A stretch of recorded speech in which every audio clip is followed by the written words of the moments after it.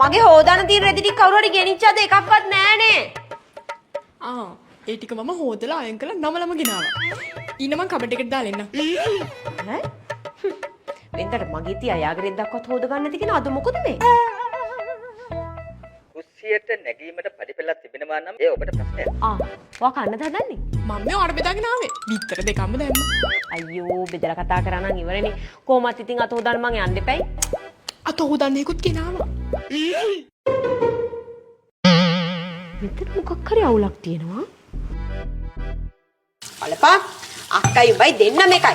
ගෙදරට වෙලා ඔහේ ඉන්න කිසි වැඩක් කරන්නේ නැහැ. ඔක්කොම වැටිස් කරන්න ඕනේ මමනේ. අක්කට බනින්න එපා අම්මේ. බලන්න අක්කා පියනේ කොච්චර මහන්සි වෙනවද කියලා. ඒ වගේ අක්කා කෙනෙක් හම්බුනේ මගේ වාසනාවකට. මේ චූටි බොරුවට බටර් ගාන්නේ නැතුව ඇත්තටම ඔයාට මගෙන් මොනවද ඕනි කියලා කියන්නකෝ. මොකද ඔයාගේ බටර් මට දරා ගන්න බෑ. ඒ තරමට ලිස්සනවා. ඒකනේ මටත් තේරුණා. වෙනදට ණයයි මුගටියයි වගේ රණ්ඩු කරන චූටි අද මොකද මේ පූල් පැටිය වගේ.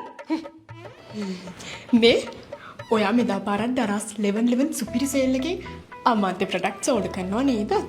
ඔව් අවුරුද්ද ලොකුම සේල් එකනේ. අමාත්‍ය ප්‍රොඩක්ට්ස් වලට 50% off first day offers තියෙනවානේ. ඉතින් මගේ අක්කේ ඔයාට ගන්න ගමන් මටත් ඒකම ගන්න පුළුවන් නේ. ඒකද මේ උදේ ඉඳලා මට මෙච්චර ආදරයක් පෙන්නුවේ. හරි. අර අතන තියෙන hair oil එකත් අරගෙන මගේ room එකට එන්නකෝ. ඔයාට කියලා මගේ ඔළුව මසාජ් කරගන්න තියෙනවා.